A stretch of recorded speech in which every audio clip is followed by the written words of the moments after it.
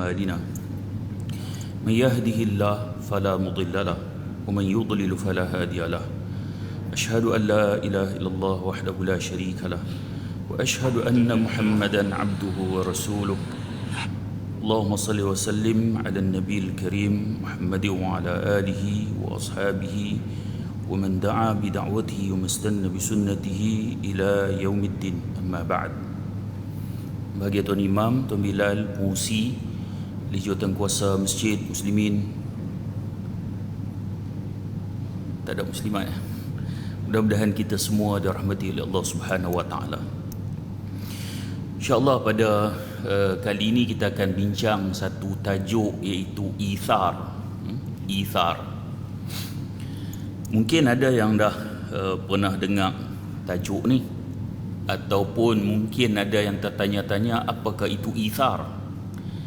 Ithar ni dia ialah mendahulukan orang lain daripada diri sendiri dalam urusan dunia. Kita dahulukan orang lain berbanding diri sendiri dalam urusan dunia. Itu ithar. Ithar ni dia terbahagi kepada tiga. Pertama sekali, ithar yang dilarang. Kita nak dahulukan orang, itu dinamakan ithar. Tapi ada di antara ithar ni dia dilarang, iaitu kita utamakan orang lain dalam perkara wajib. Itu dilarang. Contoh, kita ada ayat untuk nak ambil wuduk, kemudian kita tak ada wuduk. Orang lain pula, member sebelah ni, dia tak ada ayat. So siapa yang wajib menggunakan ayat untuk wuduk? Kita. Dia tayamum, kan? Dia tayamum. Jadi kita tak boleh nak mendahulukan dia ambil ayat ni untuk nak berwuduk, kerana kewajipan itu adalah kewajipan kita. Dia tak boleh berpindah, kan? Kalau kita bagi pada dia, ini bermakna kita telah menggugurkan kewajipan kita. So dalam hal ini tidak dibenarkan. Tak dibenarkan. Kemudian yang kedua, perkara yang makruh. Dan sebagian ulama sebut benda ni mubah ataupun harus, iaitu mengutamakan orang lain dalam perkara yang mustahab ataupun yang sunat. Kita utamakan orang lain dalam perkara yang sunat. Contoh, saf depan.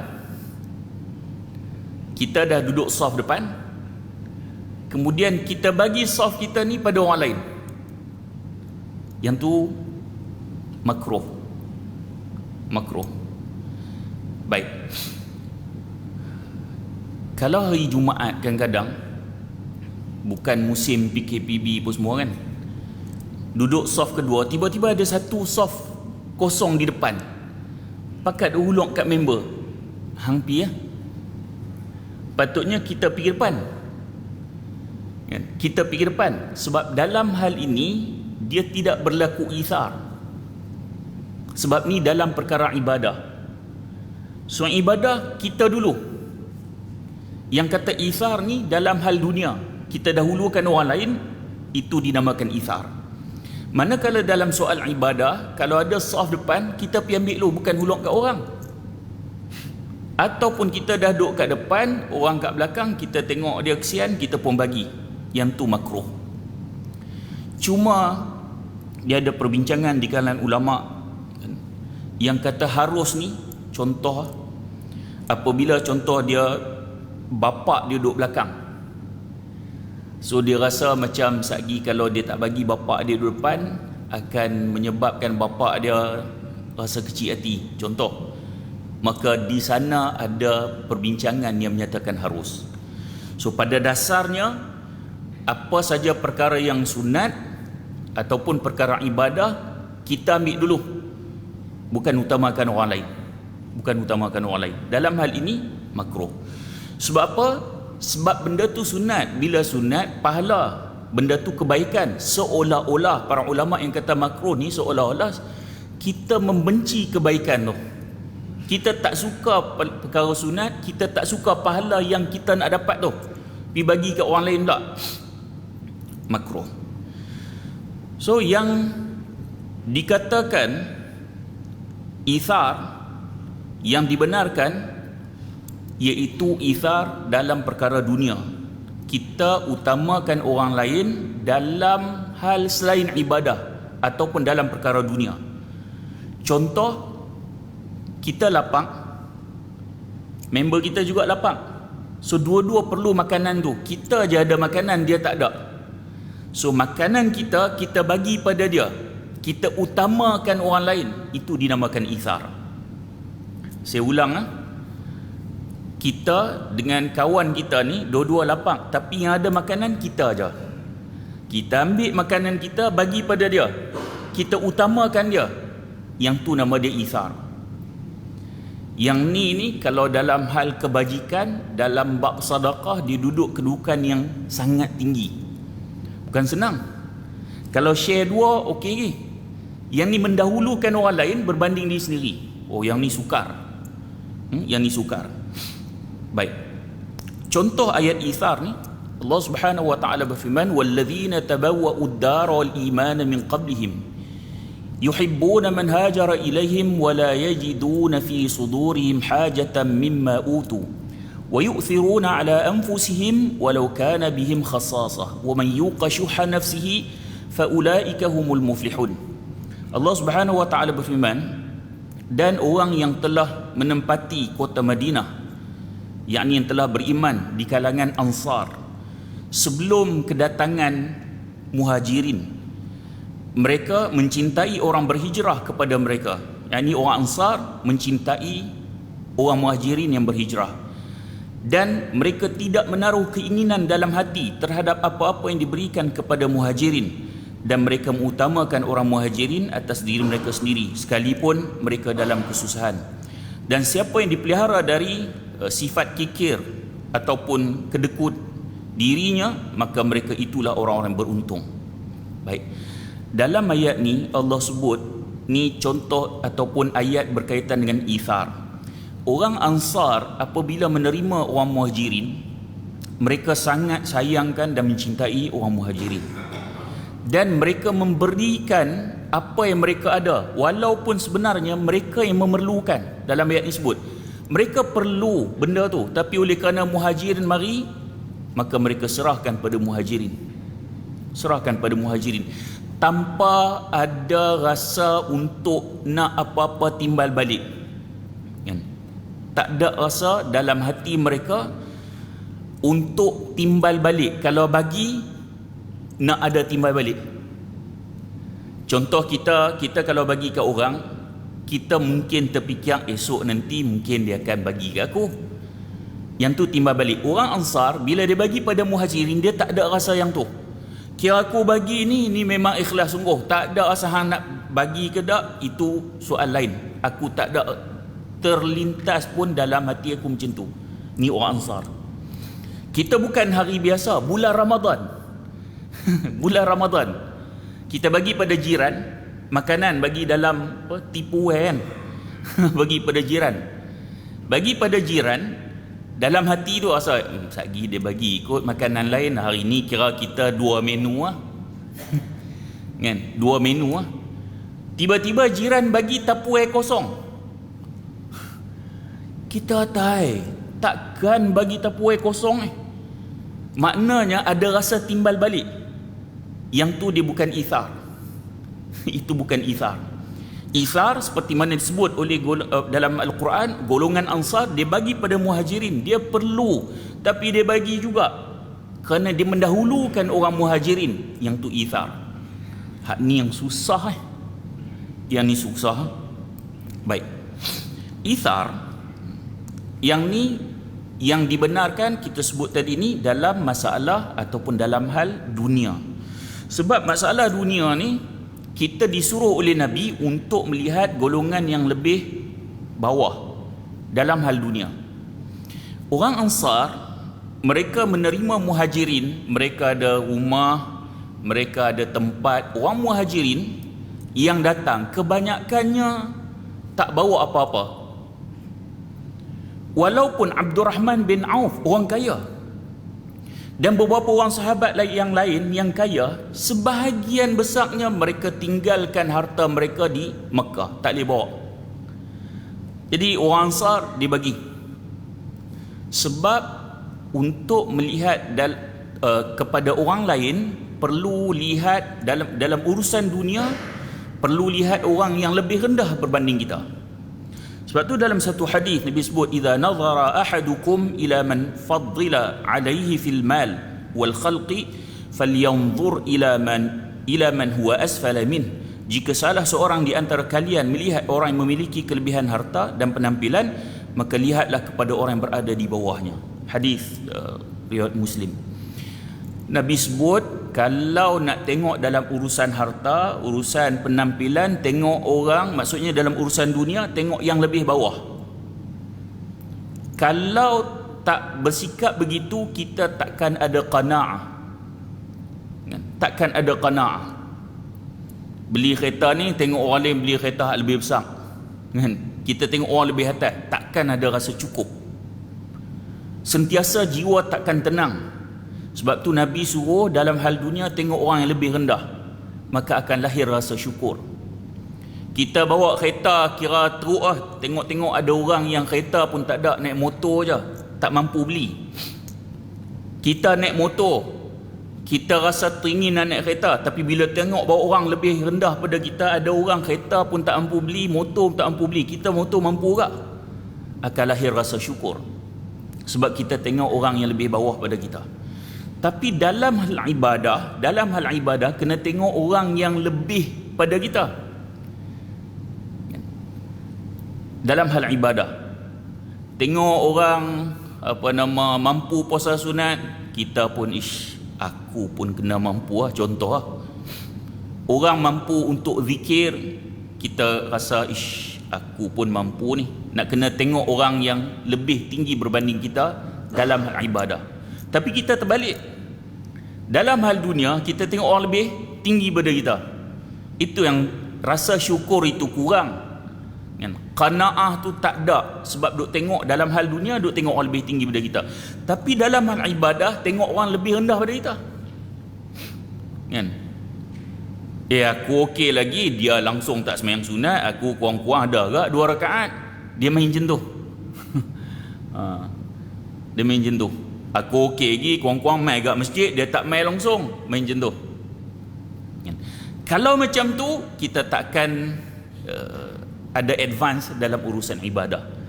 Jadi urusan dunia, Nabi suruh tengok yang lebih rendah pada kita. Baik, kita tengok kisah Ithar. Malam ni kita cerita kisah supaya kisah-kisah begini, kisah-kisah hebat ini menjadi inspirasi kepada kita semua. Kisah-kisah yang akan dipaparkan ini seolah-olah macam, kalau kita dengar kisah ni macam bukan berada di alam realiti, di dunia realiti. Seolah-olah tak wujud orang macam ni. Tapi ia benar-benar berlaku dalam sejarah umat Islam.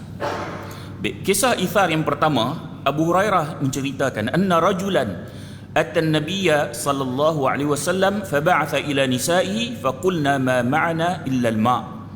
Ada seorang dijumpa Rasulullah dalam keadaan lapang, dalam keadaan lapar.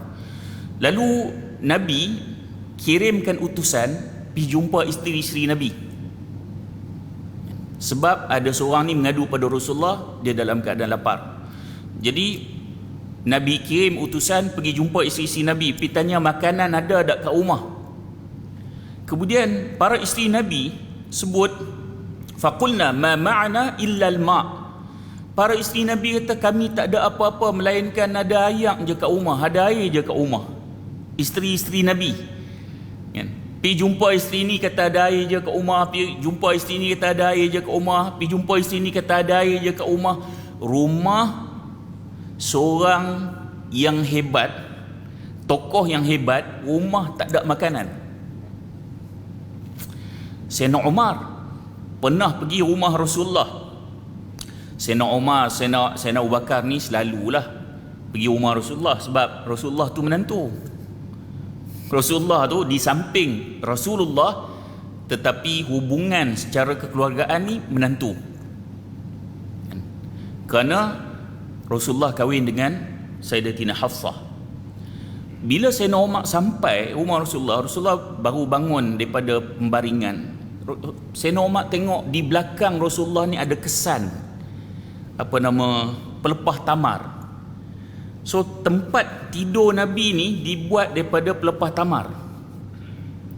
Berbirat, menangis Sayyidina Umar, bagi tahu tentang bagaimana kehebatan Raja Rom dan Parsi yang duduk dalam singgasana, yang istana yang hebat, tapi seorang Rasul, seorang pemimpin yang hebat, pemimpin agung dalam keadaan begini. Jadi bila Rasulullah utus orang pergi rumah baginda ni ada air je. Rumah kita ni kalau jadi PKP lagi, stok sebulan kira lepas dalam peti ais tu. Stok wal'iyadzubillah, tak mau. Stok tu ada dalam peti ais. Tapi rumah Rasulullah ada air je. Baik. Kemudian faqala Rasulullah sallallahu alaihi wasallam, man yadhummu aw yudhifu hadha? Faqala rajulun minal ansar ana. Lalu Rasulullah tanya, bila rumah isteri baginda ni ada ayak je, Rasulullah tanya, siapa yang nak ambil dia ni jadi tamu?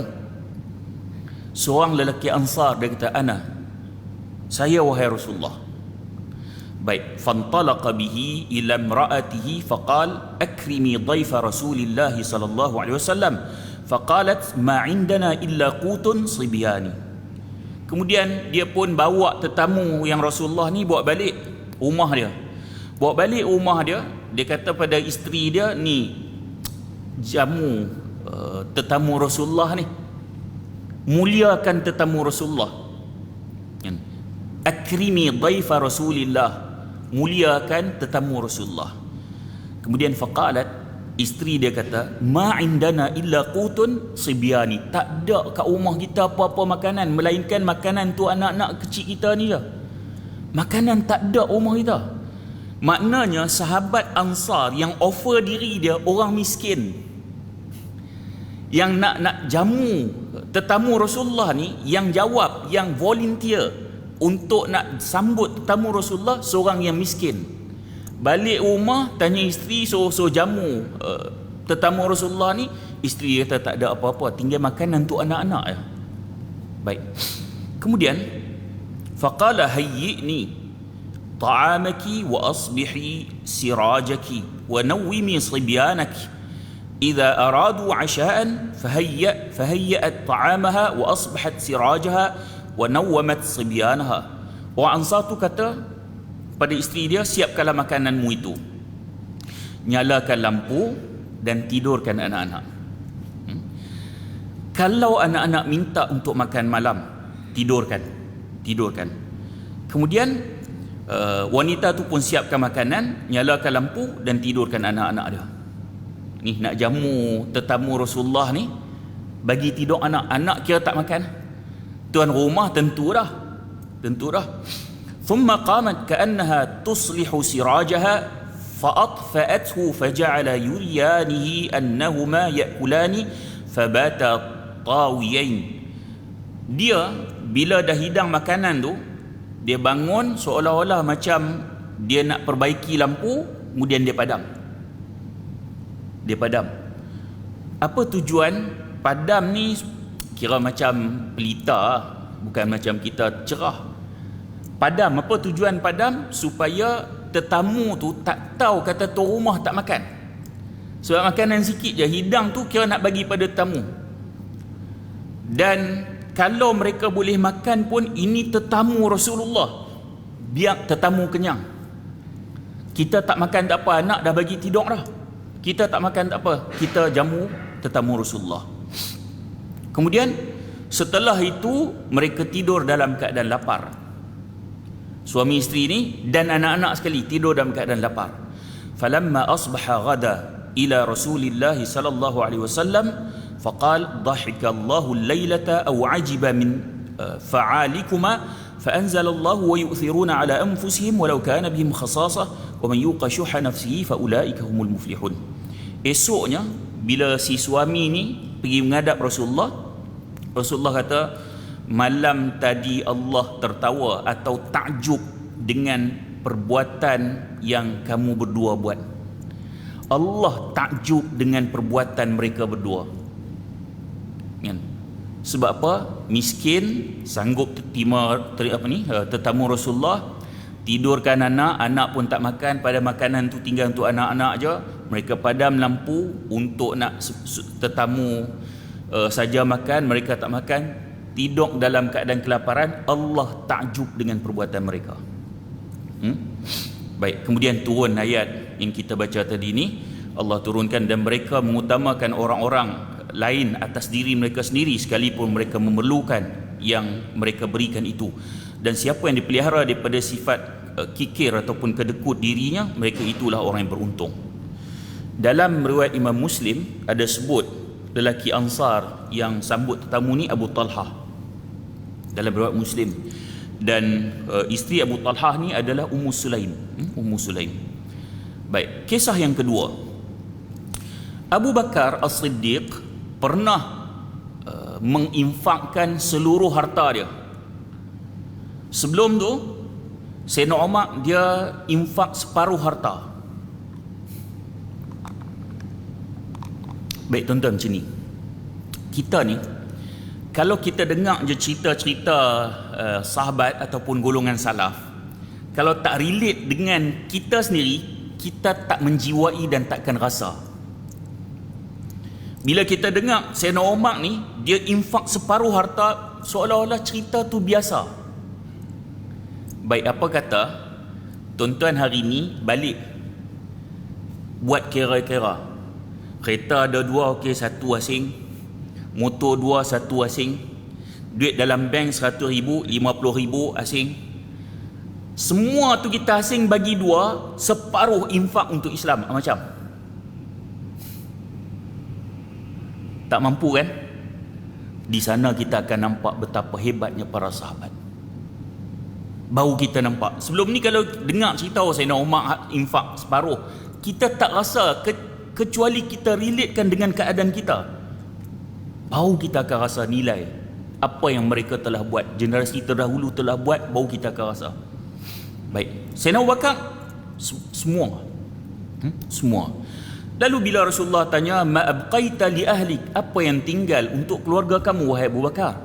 Qal abqaitu lahumullaha wa rasulah, aku tinggalkan untuk mereka Allah dan Rasul. Qultu la usabiquka ila syai'in abada. Sayyidina Umar kata, kalau macam tu aku takkan mampu nak menandingi kamu sampai bila-bila. Kan? Sayyidina Abu Bakar bagi semua. Kan? Kita tak payahlah nak bagi semua, nak bagi separuh pun tak payahlah, tak mampu kot, iman kita tak sampai. Tapi tak adakah sebahagian ataupun sedikit pada harta kita yang kita infakkan? Tak adakah? Hak tu yang perlu kita nilai. Baik. Kemudian Sayyidina Umar dia kata apa? Kalau macam ni lah keadaan, aku takkan mampu potong kamu. Sayyidina Umar tu kira hebat dah tu. Tapi Sayyidina Umar dia kata kalau macam ni keadaan, Sayyidina Abu Bakar dia takkan mampu potong sampai bila-bila. Sebab tu Sayyidina Abu Bakar ranking nombor 1 di sisi Rasulullah SAW. Baik. Kemudian kisah ithar yang ketiga. Anas bin Malik dia kata Abu Talhah adalah seorang Ansar yang memiliki harta di kota Madinah berupa kebun-kebun kurma. Abu Talhah ni ada satu kebun yang Abu Talhah ni dia suka sangat, dia sayang sangat. Sayang sangat. Kebun ni nama Bayraha. Kebun ni dekat dengan Masjid Nabi. Dekat dengan Masjid Nabi. Madinah ni memang subur dengan kebun-kebun kurma Madinah. Sebab tu kalau kita pergi sana pun, so kurma Madinah ni dia lebih berkualiti. Dan Nabi ada sebut tentang barakah, kesuburan tanah Madinah ni. dengar cerita kata kurma jatuh harga kan, kurma ajwah tu, hak orang panggil kurma Nabi kan. Nabi makan macam-macam kurma, bukan kurma ajwah tu je kan. Orang duk sebut kurma Nabi, kurma ajwah kan, kurma Nabi habis Nabi makan. Baik, kurma ajwah tu tinggal berapa rial lah sekilo, dengar cerita. Sebab kan berlaku COVID ni, nak ekspor bermasalah, so stok tahun lepas masih ada lagi, lambakan kurma kan, murah. Baik, jadi Bairaha, kebun dia dekat dengan masjid Nabi. Maksudnya tanah tu dia sayang dah dekat dengan masjid, ada tali air pula. So tanah kalau dekat dengan tempat yang istimewa, tempat penting, so dia punya harga mahal ya kan. Tanah di bandar dengan tanah di kampung tak sama harga. Jadi ni sebelah dengan masjid Nabi, dekat dengan masjid Nabi, ada tali air pula. Nabi pernah pergi ke Bairaha tu, Nabi minum air yang ada di tali air di kebun kurma tersebut.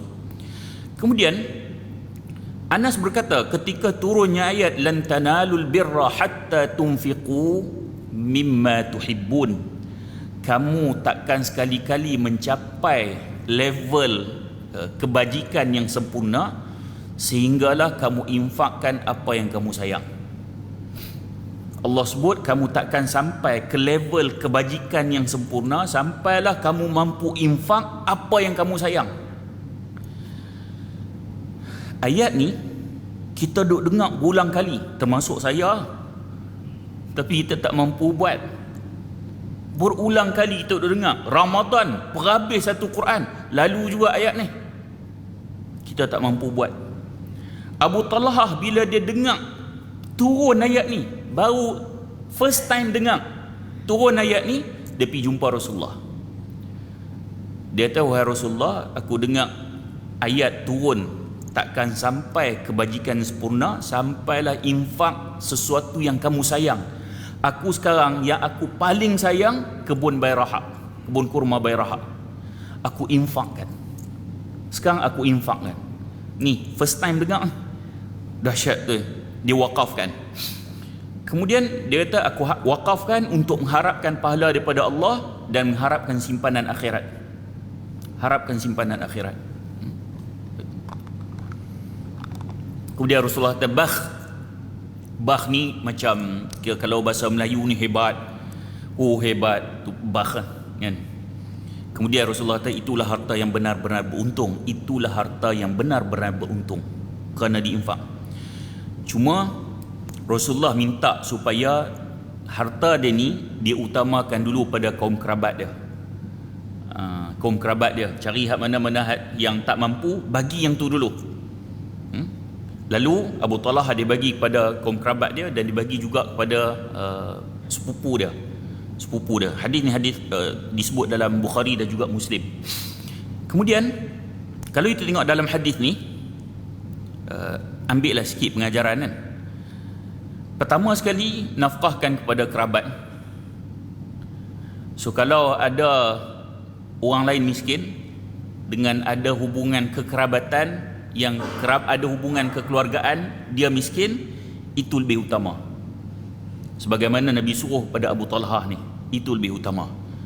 Tapi kalau keluarga kita, kerabat kita tak berapa nak miskin, ada orang yang jauh lebih miskin, itu kita bagi pada dia.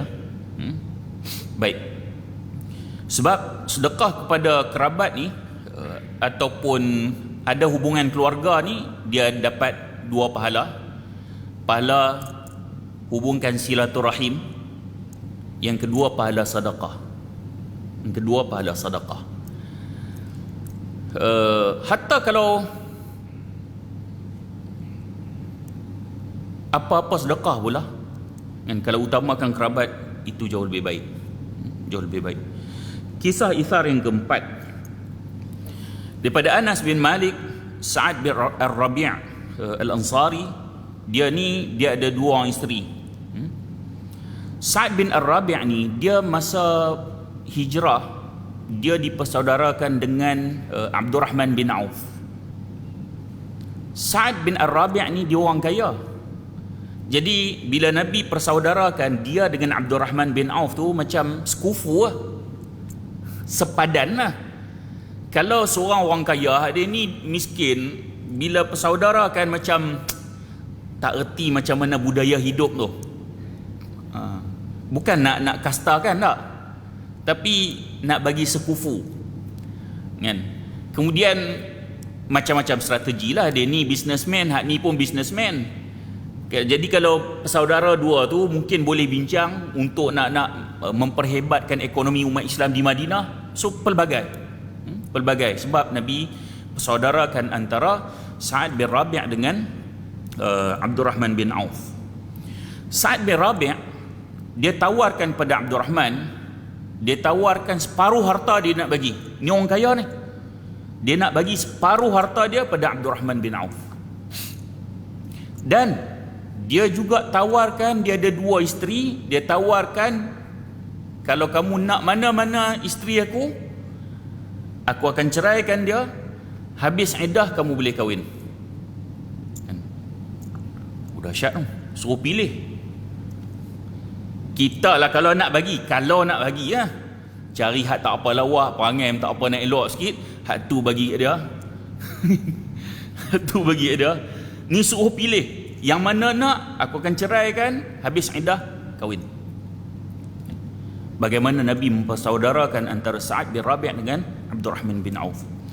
Kemudian Abdul Rahman bin Auf pada ketika tu dia jawab, barakallahu lak fi ahlika wa malika, dulluni ala suq.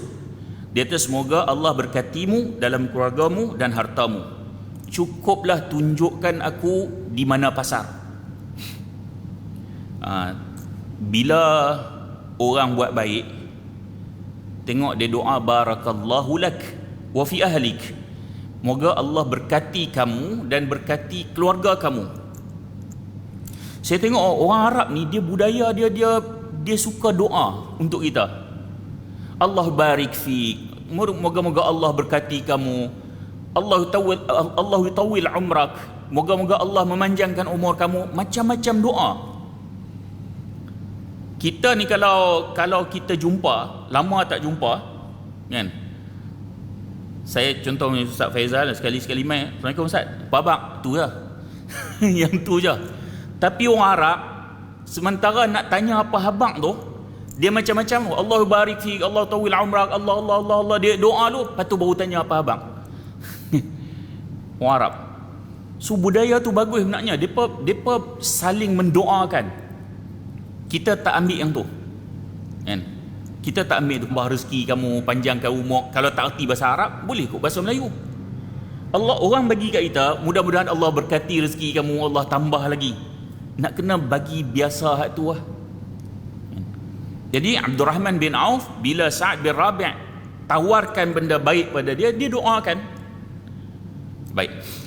Kemudian lalu dia suruh tunjuk pasar dah. Mana market? Sebab dia ni Abdul Rahman bin Auf ni, dia otak bisnes. Dia business minded. Beza orang business minded dengan yang bukan business minded. Saya kalau tengok benda ni, saya kata ni ayak, saya nak minum lah. Tapi orang yang business minded, dia tengok benda ni, macam mana aku nak buat duit dengan benda ni. Tu business minded. Kalau kita kawan dengan orang-orang yang business minded ni, dia sentiasa nampak peluang. Hak kita tak nampak macam mana nak buat duit. Tak, dia otak dia tu, dia generate macam mana boleh generate, macam mana boleh buat duit. Ni orang business minded. Ni Abdul Rahman bin Auf. Ni dia Abdul Rahman bin Auf. Tak payah tunjuk aku mana pasar, hak tu je. Dia mula bisnes kecil-kecilan sehinggalah akhirnya dia berjaya. Abdul Rahman bin Auf. Kemudian satu hari Nabi nampak Abdul Rahman ada bekas warna kuning pada pakaiannya, yakni bekas wangian perempuan. Bekas wangian perempuan, ada kesan kuning pada baju Abdul Rahman. Kemudian Nabi tanya, apa yang terjadi padamu hai Abdul Rahman? Kemudian dia kata, wahai Rasulullah, saya telah pun menikah, dah kahwin. saya dah nikah wahai Rasulullah. Maknanya urusan pernikahan dulu zaman Rasulullah senang. Rasulullah tengok baju dia ada kesan ni pewangi wanita, apa berlaku, dah kahwin lah, senang sangat. Sekarang ni urusan pernikahan jadi susah. So dulu nikah senang, zina susah. Sekarang zina senang, nikah susah. Zina senang tak? Senang. Senang. Hak berbayar pun ada, hak free pun ada. Senang. Tapi nikah, Allah, susah. Sampai nak kena buat loan bank. Anak 3 dah tak habis lagi pinjaman bank. Jadi susah. Jadi susah. Baik. Kemudian Rasulullah kembali bertanya pada Abdul Rahman, berapa mahar yang kau berikan padanya? Pada perempuan tu Abdul Rahman jawab, aku berinya mahar emas sebesar sebuah kurma, sebiji kurma, lebih kurang 5 dirham. Kemudian Nabi sebut aulim walau bisya. Aulim walau bisya. Buatlah kenduri walaupun dengan kadar seekor kambing. Kan? Nabi suruh dia buat kenduri. Apa tujuan buat kenduri tu? Nak bagi tahu pada orang ramai. Sebab tu kenduri tu sunat, nak bagi tahu pada orang ramai. Baik. Apa yang boleh kita nampak dalam hadis ni? Kan? Maknanya boleh seseorang perempuan pakai wangi-wangian. Sebab isteri Abdul Rahman pakai wangi-wangian tu. Cuma wangi-wangian untuk perempuan adalah bagi suaminya. Bagi suaminya. Bukan untuk orang lain. Kadang-kadang untuk suami tak wangi. Nak pi luak wangi. Kan? Nak pi keluar tu wangi. Saya masa dalam tentera dulu lah, kebanyakan duduk infanteri, awal-awal duduk infanteri, duduk askar Melayu, duduk ranger. Tak jumpa perempuan lah. Perempuan tak jumpa. Jumpa balak apa. Sampailah saya kerja kat Mindef, baru ramai perempuan. So masuk Mindef tu, Allah, semerbak harum. Bau macam-macam jenis perfume. Sagi 10.30 pergi kafe, turun, wangi lagi. Semerbak kak. Sagi nak balik, semerbak kak. Rupa-rupanya setiap kali mereka nak turun, semok sikit. Nak balik, semok sikit. Wangi saja. Yang tu kalau nak bincang tentang hadis berkaitan dengan wangian ni, hatta wanita tu boleh diletakkan dalam kategori penzina. Kan? Kalau nak bincang detail lagi, tolong hati-hati lah. Isteri kita, anak perempuan kita pakai perfume tak? Dan kalau dia pakai deodoran, pakai bedak, yang tu lain cerita lah. Deodoran tu nak halang daripada bau ketiak, yang tu lain cerita. Ni perfume hat semerbak ni. Sampai kalau dia lalu tu kira, hey, wangi. Macam tu. Kadang-kadang perempuan yang wangi di luar belum tentu dia wangi untuk isteri dia, suami dia, belum tentu. Sama juga perempuan yang seksi di luar belum tentu seksi untuk suami dia, belum tentu. Hak isteri-isteri yang mana hak pakai elok ni, kadang-kadang pergi kedai nak beli hak baju seksi ni, hak perempuan seksi, hak jaga kedai tu tengok, takkan pakai seksi, dan ni pakai untuk kat rumah. Pakai untuk kat rumah. Baik. Jadi dalam hal ni perempuan boleh, cuma pakai untuk suami. Kemudian hadis ni lagi dia sebut tak ada masalah jika sekiranya wangian itu ada pada baju suami.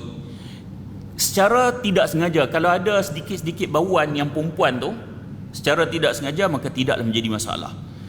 Cuma janganlah pakai wangian yang memang khusus untuk wanita dengan nak bagi nampak macam keperempuanan lah. Dia dah masuk dalam hal tasyabuh dengan perempuan. Kemudian begitu juga disunnahkan untuk mendoakan keberkatan. Contoh pada pengantin kan, Rasulullah mendoakan barakallahu lak wa baraka alaik wa jama'a bainakuma fi khair. Macam lagu Mahir Zain tu kan, tu doa tu. Okeylah, katalah kita, sebab kita ada live kan, tak semua orang yang boleh hafal. Kadang nampak memang senang, tapi tak semua orang boleh hafal.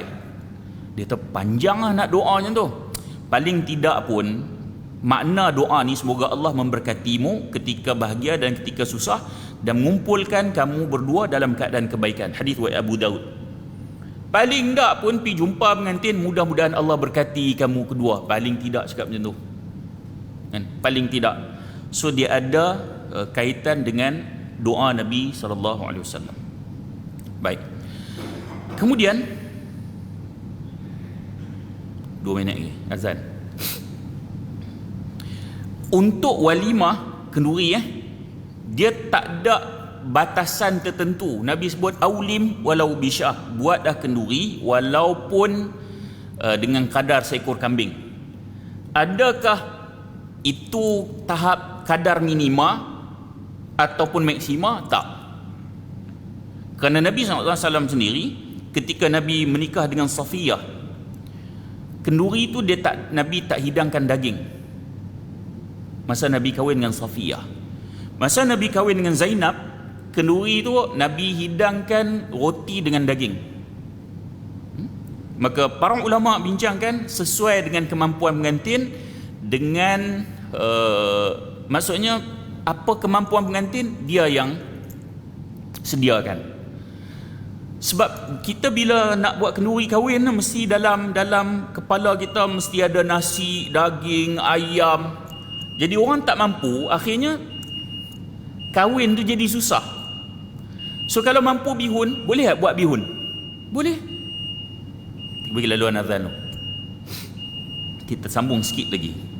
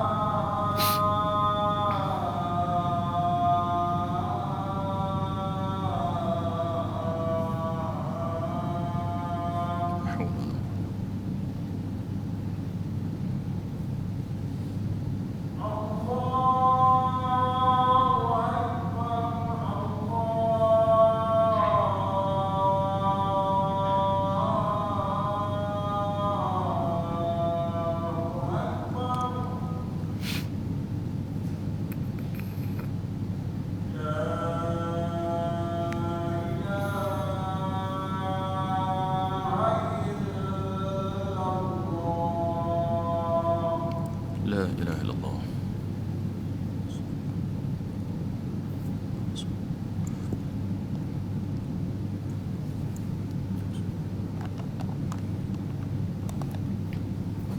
Kita sambung sikit lagi. Kisah ithar yang kelima. Dalam perang Yarmuk, ada 3 orang sahabat yang cedera parah. Al-Harith bin Hisham, kemudian Ikrimah bin Abu Jahal, Ikrimah bin Abi Jahal, dan Suhail bin Amr. 3 orang ni cedera parah. So masa dah habis perang, so bila nak rawat yang terluka, jadi Ikrimah dia minta air, minta nak minum. Kemudian bila Ikrimah nak minum, dia pun tengok Suhail duk pandang dia dalam keadaan yang tenat. Dia pergi bagi ayak kat Suhail lah. Kemudian bila orang bawa ayak ni nak bagi kat Suhail, kemudian Suhail tengok Harith bin Hisham duk tengok dia dalam keadaan tenat. Kemudian dia bagi tahu, pergi bagi kat Harith bin Hisham. Harith ni bila dah bawa ayak dia nak minum je, tengok nu awal Ikrimah pula. So pergi bagi kat Ikrimah pula. Lah 3 tak dan minum, syahid. Kerana sifat mengutamakan orang lain dalam keadaan yang sangat perlu tu. Tuan-tuan, duk cedera parah ni, nak mati dah ni, orang memang nak ayak. Tapi bila tengok orang lain yang lebih perlukan, pergi bagi sana. Oh, yang ni tu kita kata, kalau cerita ni seolah-olah bukan dalam dunia realiti, tapi sebenarnya ia benar-benar berlaku dalam dunia umat Islam.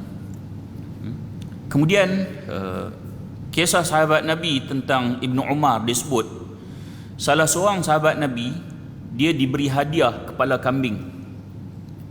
Kepala kambing ni memang sedap lah. Pernah makan kepala kambing? Saya dulu tak makan kambing, tapi bila pergi negara Arab ni, duk tengok orang Arab, terutamanya member-member yang senior, bawa pergi ke Amman, Jordan. So mereka buat mat'am Qahirah, buat kepala kambing belah 2. Arab makan ni tinggal gigi dengan rahang lah, hak lain habis kan. Habis dimakan, sedap sungguh. So dapat hadiah kepala kambing tu. Bila dapat hadiah, fikir, jiran sebelah lebih perlu kot pada kita, bagi lah. Bila hak sebelah ni dapat pula kepala kambing, fikir pula, ada yang lebih perlu, kita bagi kat sebelah ni lah, hak dia lebih perlu rasanya. Bagi pula. Ibnu Umar sebut sampai 7 buah rumah, lah kembali ke rumah yang pertama. Kenapa? Sikap ithar tadi, mengutamakan orang lain berbanding diri sendiri. Pusing sampai hak orang pertama. Dahsyat. Dahsyat. Baik. Masa kita tak banyak. Dalam dunia ni mungkin ada orang yang dah sampai ke level ithar. Mungkin cuma kita tak pernah jumpa zaman lah ni lah. Kan? Zaman lah ni lah. Mungkin ada. Sebab kalau kita pernah pi haji, ni orang kaya Saudi lah. Kan? Orang kaya Saudi ni dia bukan parking booth kereta tak. Trailer terus bagi ayak. Trailer bagi ayak. Pernah jumpa orang Arab yang macam tu. Dia kalau dia nak bagi tu dia bagi. Dia tak fikir diri dia. Pernah ada terjumpa macam tu. Kan? Maknanya zaman lah ni pun mungkin ada, cuma kita tak jumpa je lagi. Cuma di sisi kita, kemungkinan sukar kita nak sampai ke level ithar. Mungkin susah. Saya tak tahu tuan-tuan, tapi saya macam susah.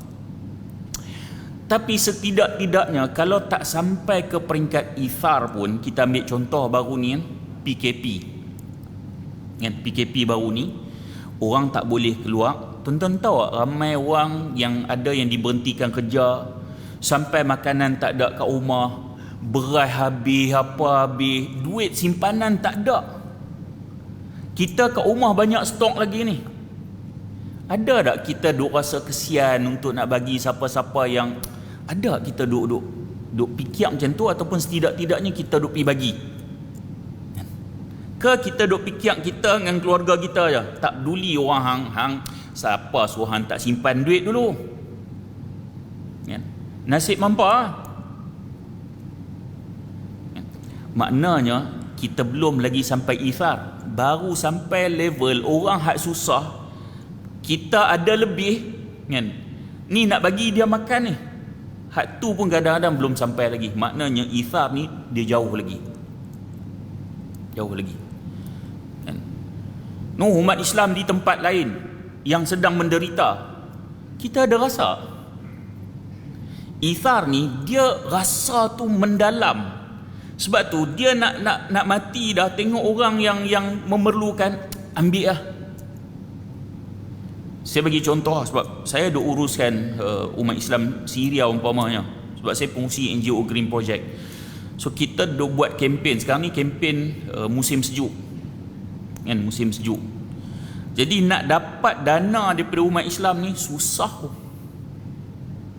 Terutamanya untuk Syria lah saya sebut. Kalau Palestin mudah sikit sebab sentimen tu, tapi untuk Syria dia susah. Sedangkan musim sejuk sana, musim salji sebab Syria ada salji, kita duk bagi selimut sejuk, kemudian kasut, kita bagi diesel untuk alat pemanas.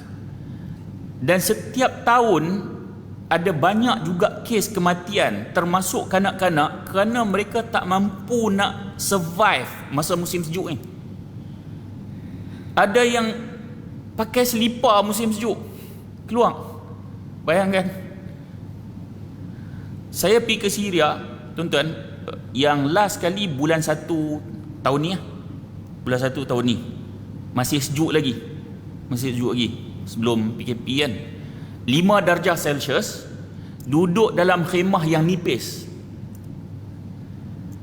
Makanan tu kira tinggal roti Arab hak dah kering. Hak lain tak ada pun makanan. Ibu tunggal, anak 5 orang, isteri ada anak 5, kemudian suami dah pergi mana dah, pergi cari kerja apa semua. Sukar. So kita ada rasa hak ithar tadi ni kita perlu pergi bagi. Hak ni kira kita bagi tu pun hak keperluan kita masih ada lagi. Kalau tak sampai level ithar pun, sekurangnya fikirlah yang mana orang umat Islam khususnya, yang mana yang tidak berkemampuan, sedikit sebanyak tengoklah keadaan mereka kan, untuk kita bantu kan. Sebab sebut tajuk ni ithar ni memang sangat tinggi ni. Cuma kita cerita kisah-kisah tadi ni sebagai inspirasi kan. cuba untuk naik level sikit, sedikit-sedikit. Mudah-mudahan Allah beri kekuatan untuk kita juga sampai ke satu level, iaitu ithar. Mudah-mudahan pertemuan kita ada manfaat. Kalau terkasar bahasa mohon maaf, dan saya sudahi dengan aqulu qawli hadha wa astaghfirullahal azim li wa lakum. Assalamualaikum warahmatullahi wabarakatuh.